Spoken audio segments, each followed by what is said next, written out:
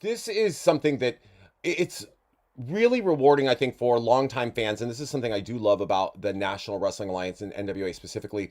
There is such an attention to the details, the long-standing history of NWA and the deep roots. Because I, as a fan of professional wrestling, extend well beyond what we would have seen ever in WWF at the time, WWE now. And I remember picking up Pro Wrestling Illustrated and seeing a scrawny blonde kid, curly hair from, you know, out of Yep. Nashville, Tennessee, the son of Jerry Jarrett, and would never have envisioned the career that now anybody who has a computer can find illustrated for them on Wikipedia. When you look back at the trajectory where you started, being a hometown favorite, a hometown boy, and quite frankly, the son of the promoter, Yep. things probably would never have occurred in your head that they would take the routes that they did. And to get there, you had to step on some relationships, build some new ones, reform some old ones. Talk to me just sort of in general about that kind of journey. I've done a lot of seminars over the last probably 10 years or so, and I tell guys, at the end of the day, and this is not really something I just say on interviews or just to hear myself talk or give you a one-liner.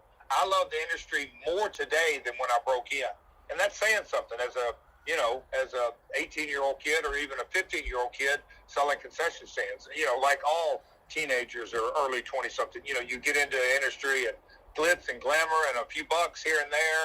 It's easy to love it then, but after 35, 36 years, I've still got an incredible passion for it. And I think the two things that have, if and I try to share this, I've got a passion for the industry.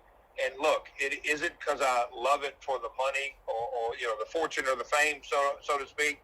I love it because of what it is, and also you got to have perseverance.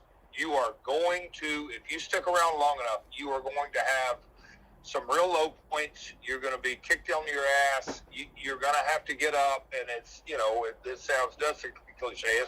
It's really not how many times you get knocked down; it's how many times you get up. So you got to have some perseverance. You got to have some passion at the end of the day, but also you got to love it.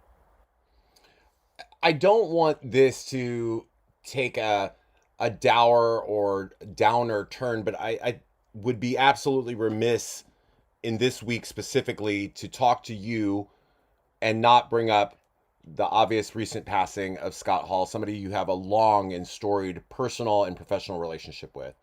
So maybe could you share some favorite memories of Scott?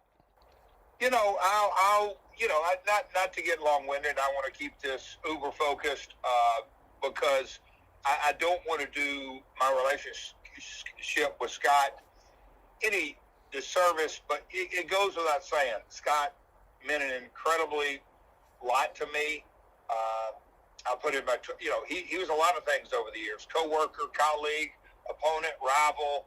I could go on and on about all that, but he's a friend, and it is a friend gone too soon, and it's still early in the process. So I'm still giving myself a few more days, but a special human being. And look, all you have to do is go online and look at the accolades and look at the comments just of how talented he was. And a lot of times, and it's refreshing to see people giving him the kudos of his mind for the business. But Scott had just like I referenced, he had a passion for this business that,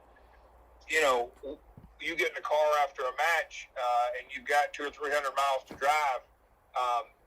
You talk wrestling and you talk about not just the war stories and this and that, but you talk about the nuances and how to get better. And Scott always wanted to get better and always wanted others to get better.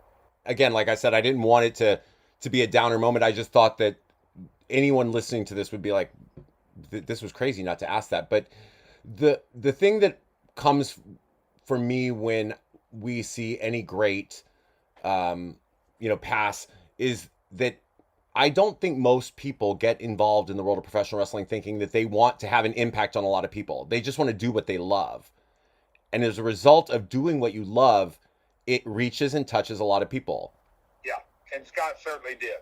He absolutely did, and not just his on-screen character, of machismo and the cool guy and the bad guy and everything that goes with that, but his teaching moments of the knowledge that he learned, whether it was from Kurt Hennig or you name it, he passed along for sure.